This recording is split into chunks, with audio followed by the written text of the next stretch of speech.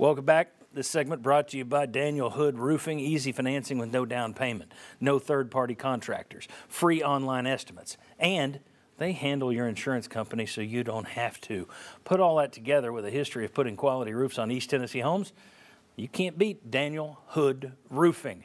DanielHoodRoofing.com to learn more. You'll also see dozens and dozens and dozens of testimonials from your neighbors, people right here in East Tennessee who are happy they put a phone call into Daniel Hood Roofing, which you should do just as soon as today's show ends. Don't call them before, but call right after. All right. Time for some rapid-fire questions. Actually, we're back on time, so they don't have to be that rapid.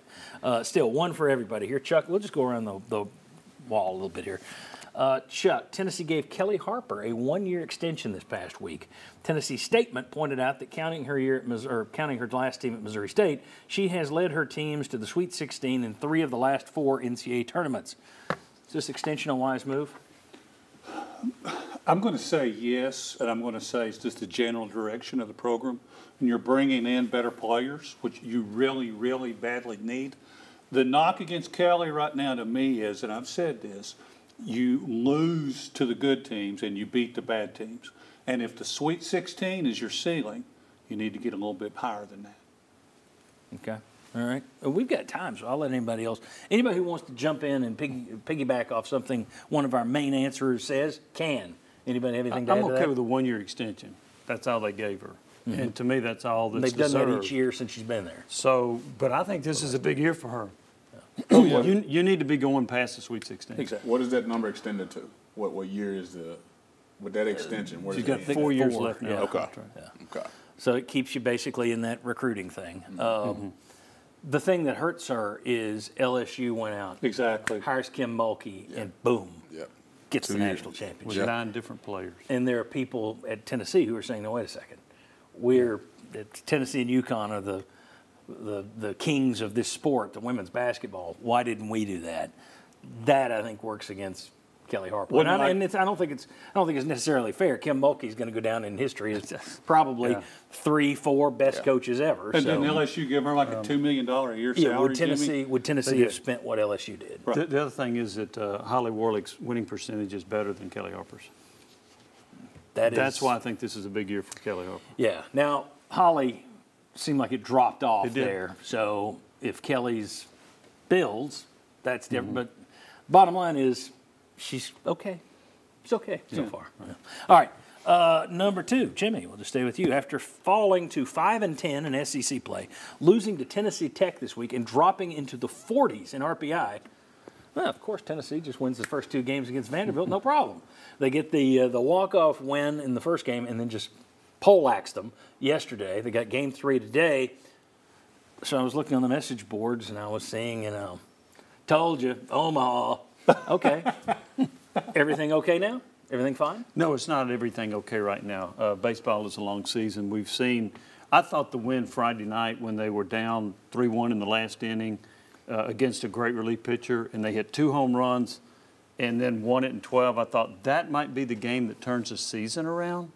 But you still, and then you could see how good they were when they scored 17 runs against Vanderbilt. Yeah. So you see how good they are. Where's the consistency? So we can't just say, okay, the flip is the switch has been flipped. You still have, to me, some pitching issues. They can get better with the pitching, and they've shown they can score. Although they've had fielding, they need to improve their fielding. I do think the Vanderbilt series could jumpstart their season, but I'm not ready to proclaim, okay, Omaha. They still have to show consistency.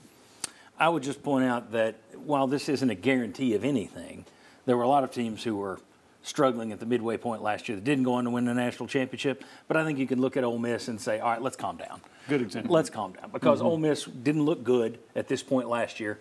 They wound up winning the whole thing. So I don't, just as I didn't think it was time to nail the coffin shut, at this point, I also don't think we should be buying the bunting yet and the little horns that, the confetti. That's the word I was looking for, confetti. But don't need to buy that yet. But at the same time, don't freak out. The season's not over. They're with that roster, they're in pretty good shape. They'll be okay. All right. Who's next? Marlon. I'm going to jump over here to Marlon. Right. Let me put up a list for you. 3 NCAA rule changes this year for football. approved this week. One, running the clock after first downs, just like in the NFL, except for the last 2 minutes of each half. That's a big switch. The other one, banning the use of consecutive timeouts for a team.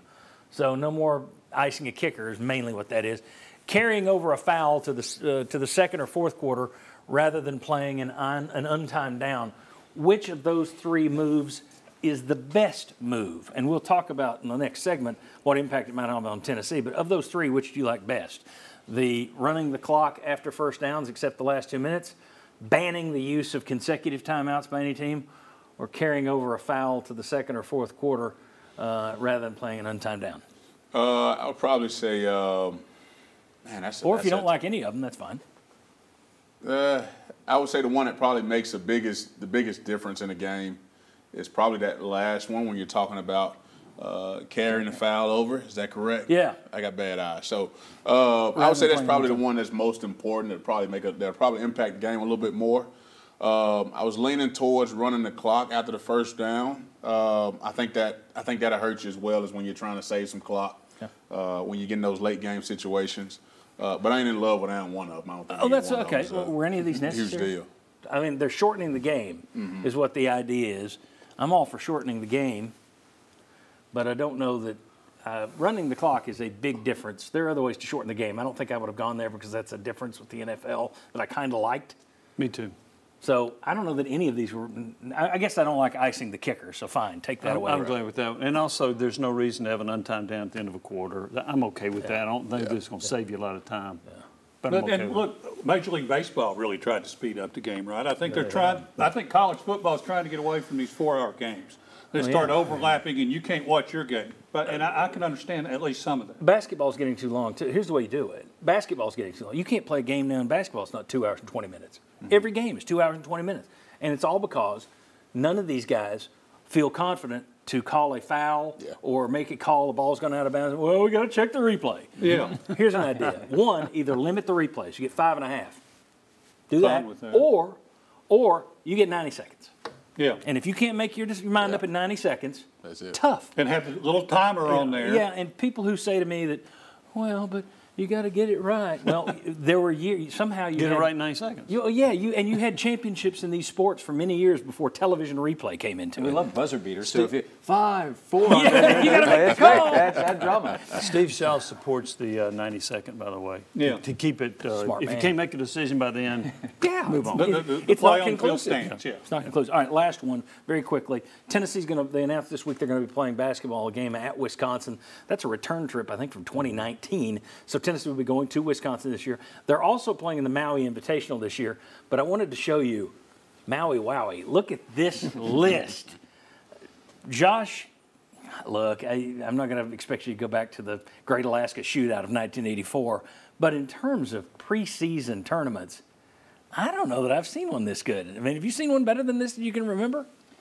78, the preseason NIT. I don't know how you get better than this. I guess you could do like a Blue Blood Invitational, but you're already bringing a couple to this one, and some people just tune that out. So you have big names. You have a storyline that you could come up with. I always come back to Selfish Sports Talk radio segments. You have a storyline that could come up with any of these games, whether it's big name, would be a really good game, or past history with some of those opponents. That's an awesome field. Yeah, and the thing is, usually if you see one of these things, you're looking partially at just the name.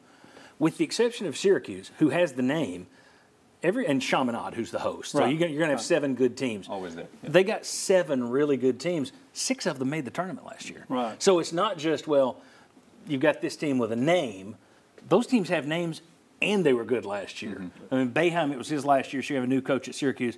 That's as good a preseason tournament as I've ever seen. I think it sounds like a Sports Source trip. And in terms of, I'm all for that. But as always, I will boo bad scheduling. Yeah. But boy, Rick Barnes does a tremendous job in terms of what a fan wants to see.